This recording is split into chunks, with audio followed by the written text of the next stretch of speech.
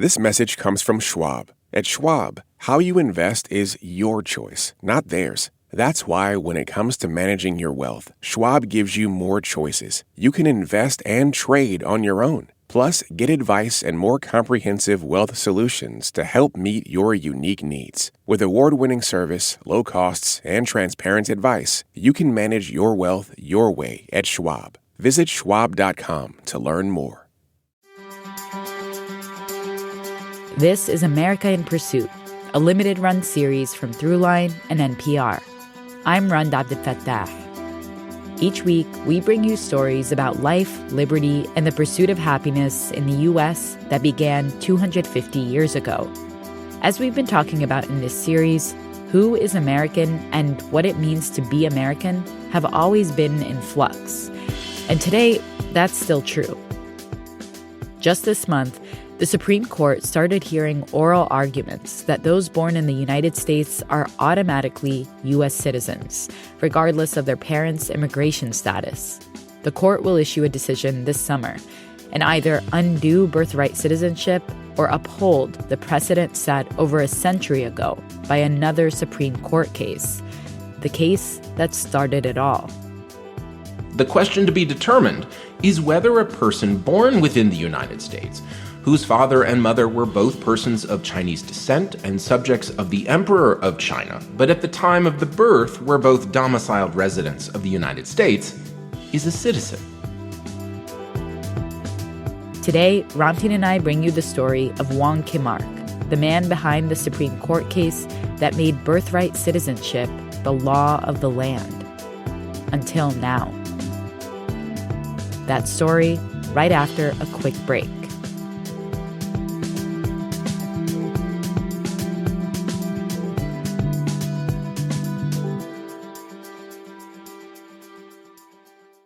This message comes from Schwab. Everyone has moments when they could have done better, like cutting their own hair or forgetting sunscreen, so now you look like a tomato. Same goes for where you invest. Level up and invest smarter with Schwab. Get market insights, education, and human help when you need it. Learn more at schwab.com.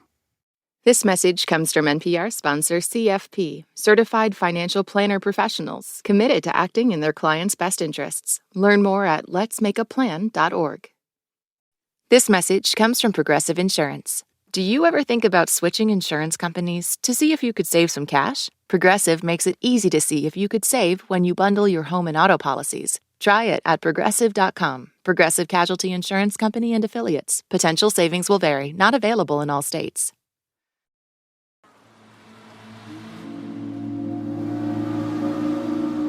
It all began when Wong Kim Ark, a San Francisco-born cook, tried to return to California after visiting China, his parents' homeland. I think when he saw San Francisco Bay emerge out of what was likely the foggy morning. This is Amanda Frost, professor of immigration law and author of You Are Not American, Citizenship Stripping from Dred Scott to the Dreamers. He must have been thrilled to think, I'm finally back home and I can get off this boat and go back to my home in San Francisco. But that's not what would happen. To Wong Kim Ark's surprise, a U.S. customs agent declared that he was not allowed to get off the ship and set foot onto U.S. soil. At this point, the Chinese Exclusion Act was in effect, and so if you were a Chinese laborer, you were not allowed to enter. Wong Kim Ark argued with the customs official. He said, yes, I'm a laborer, I'm a chef, but I'm a citizen, and here's the proof. He had his certificates. He knew that he was born in the United States, and that meant he was a U.S. citizen. Wong Kim Ark was born in the U.S., but his parents were not. They came to the United States like many other Chinese immigrants, looking for work. They opened what was basically a grocery store in San Francisco. And at some point in the early 1870s, the records aren't totally clear, they welcomed a new baby into the world, Wong Kim Ark. All the time he was in the United States, he lived within about a quarter mile of the place where he was born. At first, Chinese immigrants were welcomed. They were helping to build America. They were building the Transcontinental Railroad, and they were key. They were extraordinarily important, and they helped to mine the gold and the precious metals in backbreaking difficult work throughout the West. But then, as so often we see in this nation, there was an economic downturn, and they were scapegoated and blamed for the lack of jobs and the poor economy. This country was coming out of the Civil War, the end of slavery, and the white workers were told the Chinese are the new slaves and they will undermine your work because they will take jobs at lower pay. They're willing to work in slave-like conditions, and they use that as an excuse for violence and their attempt to drive out Chinese immigrants from the United States. 1877. A group of angry men, driven by the idea that Chinese immigrants were taking their jobs, set buildings on fire and killed 4 men in Chinatown in San Francisco. Anti-Chinese violence had landed on the doorstep of Wong Kim Ark's family. Eventually, his family packed up their store and moved back to China.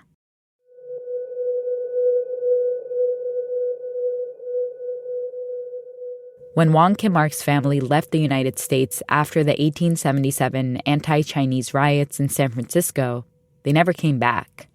But he did, at age 11. And during that time, Wong Kim Ark saw anti-Chinese sentiment cemented into law. In 1882, Congress passed the Chinese Exclusion Act, which barred Chinese laborers from immigrating or naturalizing. And then they passed the Page Act, which barred all Chinese women except merchants' wives, and the Geary Act that required all Chinese immigrants to carry identification paperwork. So there was this sense that the Chinese wouldn't assimilate, but of course it was the laws and policies and practices of the nation that made it so difficult for them to assimilate. But that also made it easy to view them as others, as people who are not like us. In the face of all this xenophobia, Wong Kim Ark continued to live in San Francisco. He lived in the United States until he was about 20, when he went back to China because he wanted to find a wife. He wanted to get married. And because of the Page Act, that meant going back to China. So he did. He got married and started a family. But he didn't stay long. After several months, he returned to the United States to work, and he repeated this process again a couple of years later, going back to China to visit his wife and his growing family. And that's what brings us back to that fateful day in the San Francisco Bay. Unbeknownst to Wong, while he was in China, the U.S. government had decided it wanted to bring a test case challenging birthright citizenship. Birthright citizenship. Particularly for the children of Chinese immigrants. So they chose him, and they didn't let him get off that boat. And his case made its way from a California district court all the way up to the Supreme Court. The entire case rested on the interpretation of a single sentence in the 14th Amendment of the Constitution, an amendment added after the Civil War to guarantee newly emancipated Black Americans equal citizenship and protection under U.S. laws. 14th Amendment, Section 1. All persons born or naturalized in the United States and subject to the jurisdiction thereof are citizens of the United States and of the state wherein they reside. That phrase, jurisdiction thereof, it is key because the court had to decide what makes a person a U.S. citizen. Do all people born on U.S. soil fall under its jurisdiction, its laws? Or is jurisdiction about where your loyalties lie? On March 5th, 1897, on a Friday afternoon, the day came. The case of United States versus Wong Kim Ark began. They're in the Capitol building because there was no Supreme Court building at this time. And they were in front of these 9 black-robed men with Chief Justice Fuller in the middle, who was very short, so he was sitting on an elevated chair. Chief Justice Melville Weston Fuller was the leader of the 9 justices that made up the Supreme Court. And let's just say they had a bit of a reputation. The Fuller Court is known among constitutional scholars as one of the most racist iterations of the Supreme Court that has existed across the span of American history. They're responsible for Plessy versus Ferguson. Many members of the court were on record as being hostile to Chinese immigrants.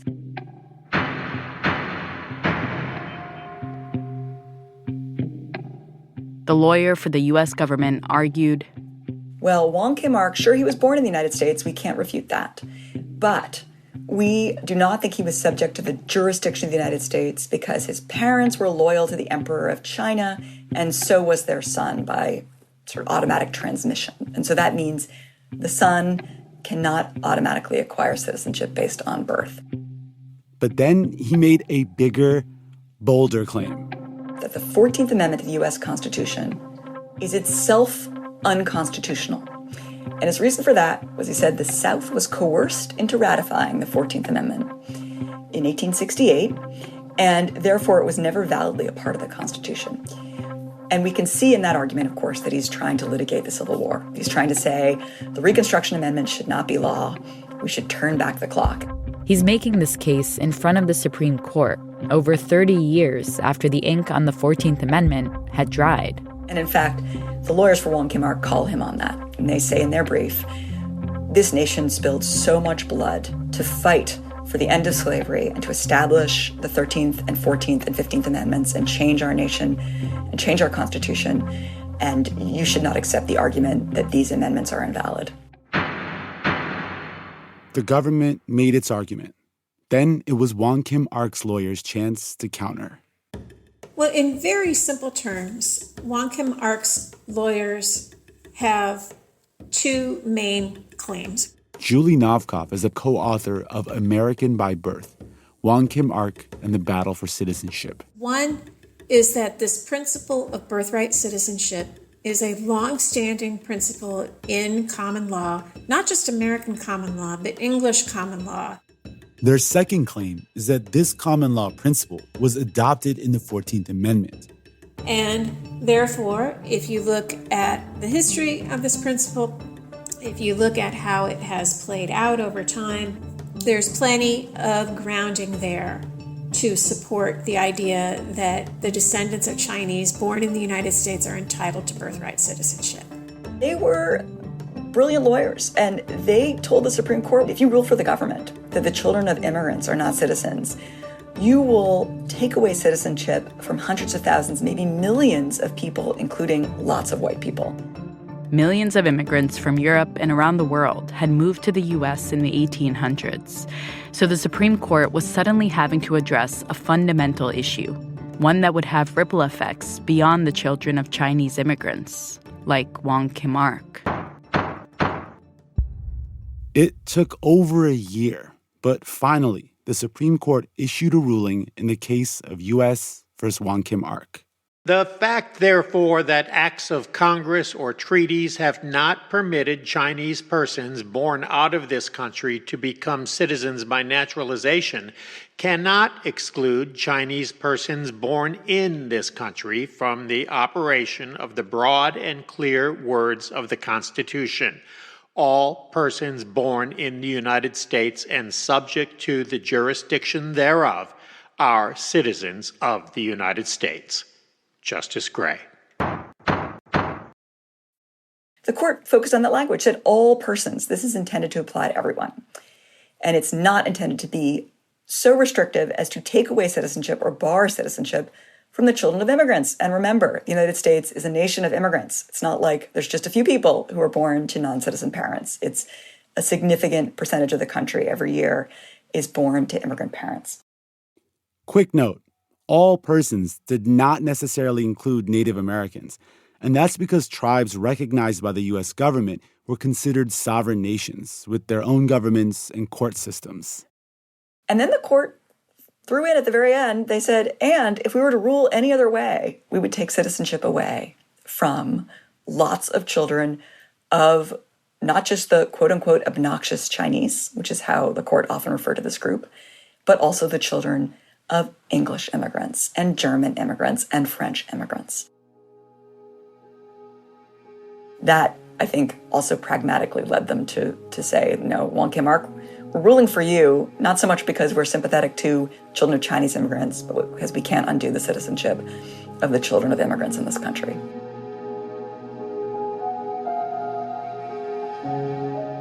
Wong Kim Ark couldn't undo anti-Chinese hate, but he did win his case. He was recognized by the U.S. government as a citizen. He could finally go back to his life in San Francisco. But life was far from easy. He was actually arrested again in 1901 for being a suspected Chinese immigrant and spent months in detention before convincing officials that he was a U.S. citizen. Wong Kim Ark returned to China in his 60s and never came back.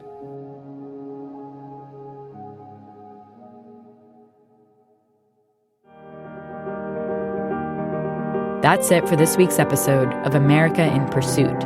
If you want to hear more about Wong Kim Ark's story, check out the episode, The History of Birthright Citizenship. And make sure to join us next week when we dive into how the U.S. begins to expand beyond its shores. It becomes harder to think of the United States as just a contiguous collection of states because it's quite obvious that the U.S. flag is flying in all sorts of places.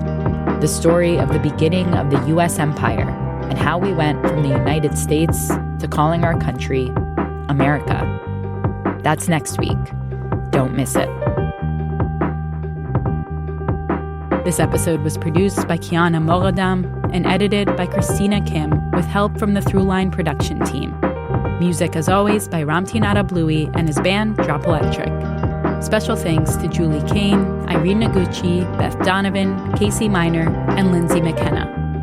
We're your hosts, Rand Abdel Fattah and Ramtin Arablouei. Thank you for listening.